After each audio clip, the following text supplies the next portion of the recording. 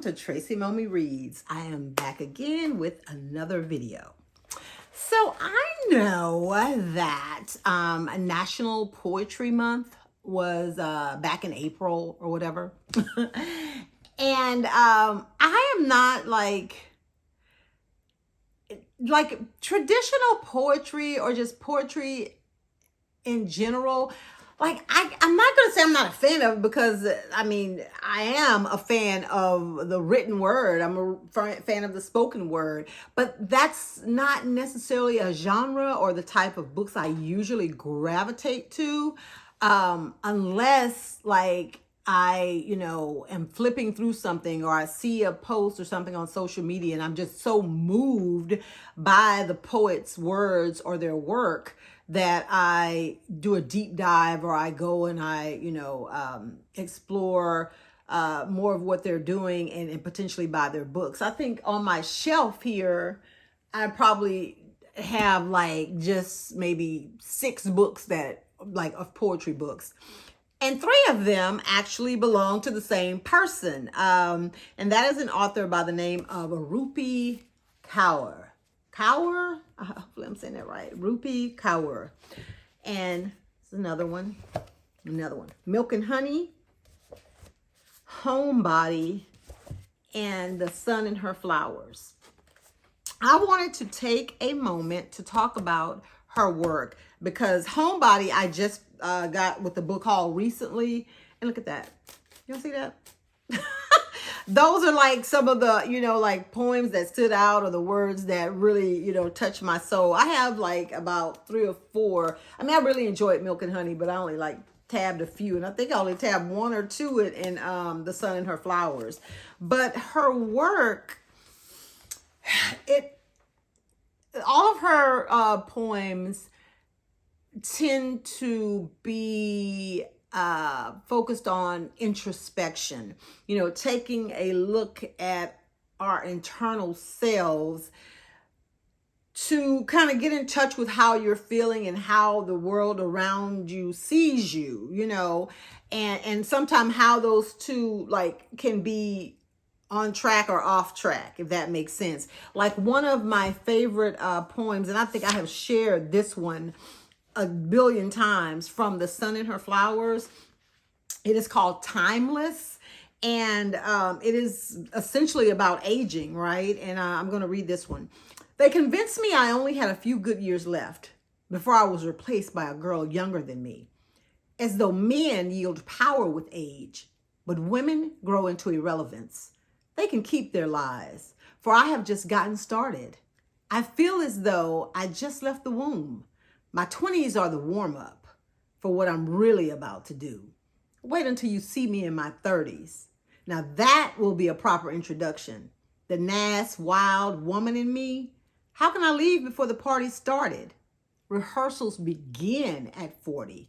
I ripen with age. I do not come with an expiration date. And now for the main event. Curtains up at 50. Let's begin the show. Okay.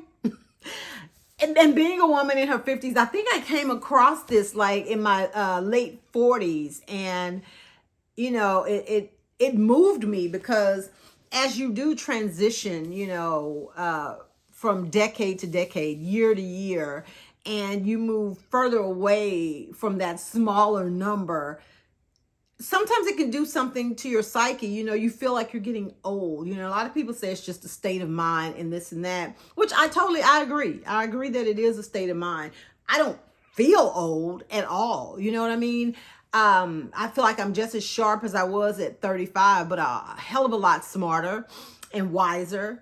But the way that society views women who are past a certain age is where the problem comes in. And I know, like, it's one of those things where, you shouldn't care about what other people think about you. But if those people have the power to provide opportunities or things like that, and you are not given a chance because of your age, then it's a problem, no matter how you feel about yourself.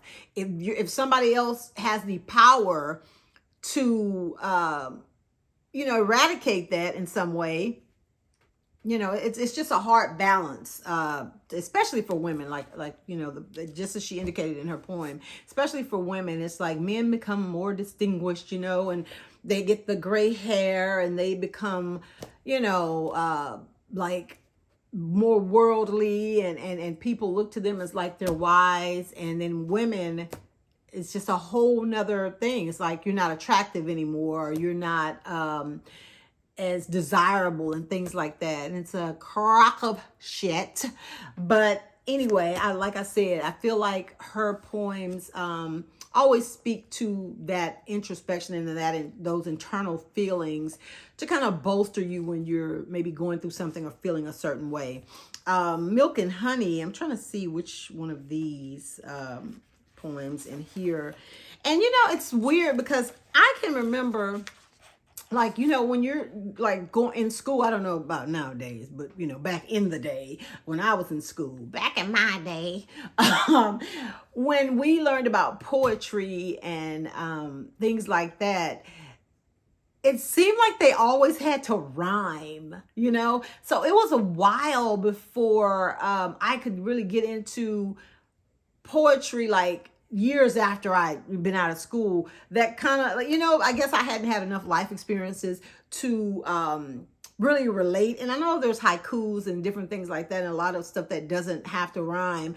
But and I guess being also, you know, a hip hop connoisseur of, you know, old school during the golden age of hip hop, like the rhyming and rhythmic patterns is something that I was more drawn to. So it took a while before I could really kind of, I guess, really understand or feel the poetry that didn't have rhyming verses or lines or whatever. Oh, this one is good. Again, like speaking to, and her, I will say too that there's a lot of her work is very pro woman.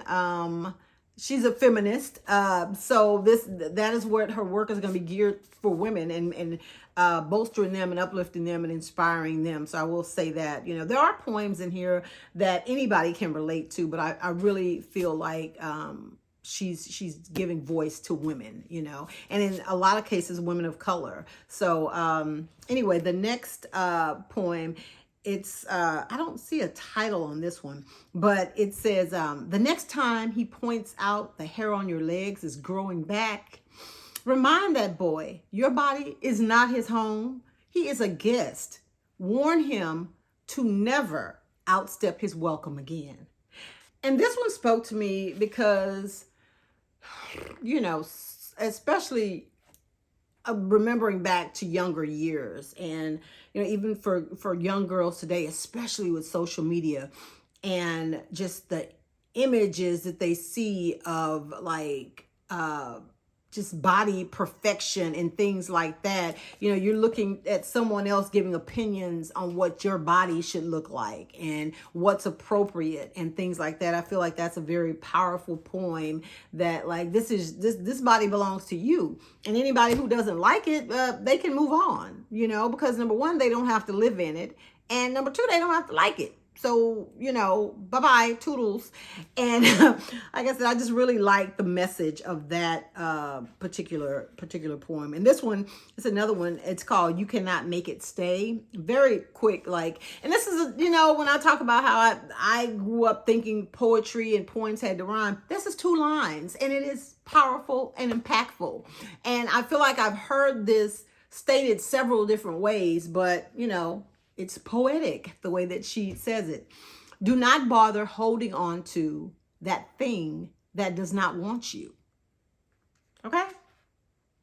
You don't want me, I don't want you. That wasn't meant for me, I don't want it anyway. You know, that type of thing. So, like I said, so much inspiration and encouragement and empowerment in her words. Homebody, oh my God. And there's so many in Homebody that I flagged, but I like this one. Quiet down, I begged my mind.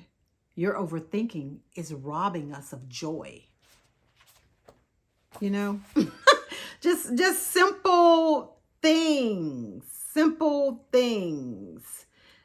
Simple words. I've always loved like word affirmations and quotes and things like that. I have books. I don't know if any are on this particular shelf, but I have quote books from back in the, early 90s. I've always been inspired by words, and not only inspired by them, because I read a quote one time, and it said that words to live by are only words if you don't live by them, right? So I have had quotes and different things that not only inspired me, but they motivated me and kickstarted action for me. So I really enjoy reading books, obviously, but also things that help to lift your spirits, when maybe you're down, or you just need a brief word or something to just help you to get through the day. Here's a one-liner: our elders are not disposable. Okay, speaking again on that age thing, just so many just beautiful words. And her poetry books also, she has like these like random like illustrations that I guess kind of go along with some of the poetry to give you some visuals. And I think, yeah, they're in all of her books. But yeah, I'm just really impressed by her and her words. And there's another one that was pretty cool too. And just wanted to share that because, like I said, after getting this one in the mail and flagging it to death, I was like, you know what? I have other books by her.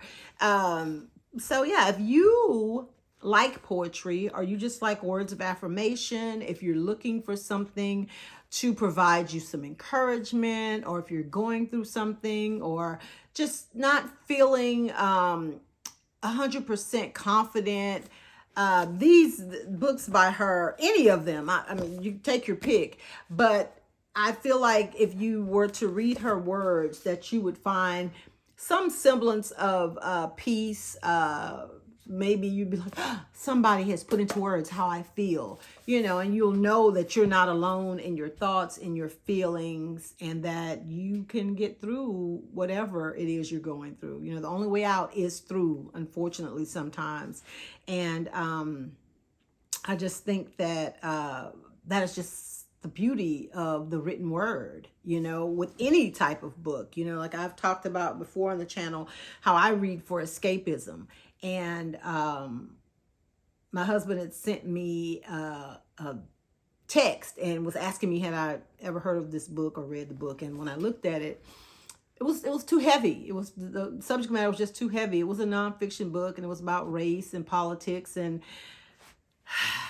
I'm not one of those people that bury my head in the sand. Let's put that out there. But I'm also not someone who feels the need to consume the perils and pain of the world every day. I'm not like a news junkie. I could do without it. I have notifications that pop up on my phone, so I will know if the world is ending. But just watching the news night after night, and then some stations are so biased and it's so obvious. I just want to focus on being a good person, raising good people, and doing my part to make the world a better place for other people by not inflicting my trauma and my pain and my shit onto other people. Just I'm like in my peaceful phase right now, phase of life right now. If it doesn't bring me peace or joy, then I really don't have any use for it, okay? And these books have brought me so much peace and joy. If you, like I said, if you like poetry, or you're just looking for some words of affirmation, any book by Rupi Kaur, it's gonna do the job. It's gonna fit the bill.